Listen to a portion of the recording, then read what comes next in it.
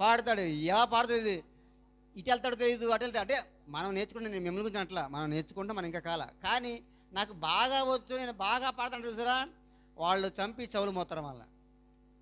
కానీ ఏం పాడలేదు. కొందరు గాయకులు ఉంటారు, కొందరు గాయపరిచే వాళ్ళు కూడా ఉంటారు, పాడతో సాగొట్టి చెవులు మూసేవాళ్ళు కూడా ఉంటారు. ఇలాంటి గాయకుడు ఎవరు చెప్పండి? ఎవరు? మన లూసిఫర్.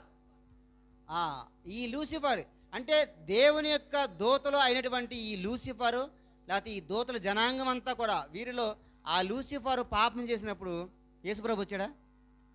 రాలా. యేసుప్రభు వచ్చాడా? రాలా. సంపత్ రాలా. తెలుసా? నీ తెలియలేదు, నేర్చుకో చిన్నవాడు కానీ. అదని ఈ లూసిఫర్ కొరకు. అంటే లూసిఫర్ అంటే ఏంటి? దేవదూతలు పాపం చేసినప్పుడు. దేవదూతలు ఎప్పుడు ఉన్నారు? మానవుల కంటే ముందుగా దేవతలు ఉన్నారు. అంటే దేవదూతలు ఉన్నారు, దేవుని యొక్క దూతలు.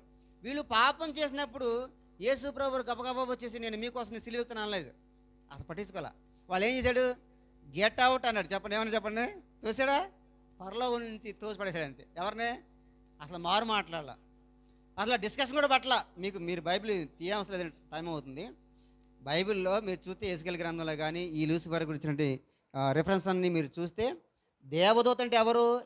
దేవుని పక్కన కూర్చొని వాద్యకారుడు, పాటలు పాడేవాడు, గాన ప్రతిగానం చేసేవాడు, పెద్ద బృందం, పెద్ద లీడర్ ఆయన. So one and only man ఈ లూసిఫర్. అలాంటి లూసిఫరు దేవుని దగ్గర అప్పుడు ఇంకా మన పొట్ల, మానవజాతి పొట్ల, ఆదాం పొట్ల. ఆ సమయంలో తాను దేవునితో డైరెక్ట్గా యుద్ధం పెట్టుకోలేదు, డైరెక్ట్గా గొడవ పెట్టుకోలేదు. హృదయంలో అనుకున్నాడు, ఇగో నేను దేవుని కంటే గొప్పడుగా అయిపోతానని తన హృదయంలో అనుకుంటే, దేవుడు మారు మాట్లాడకుండా ఎదురుగా పడి నువ్వు గెట్ అవుట్ వెళ్ళిపోనాడు అంతే. మాట్లాడాల, ఓకే, సింగిల్ వర్డ్ తోసాడు.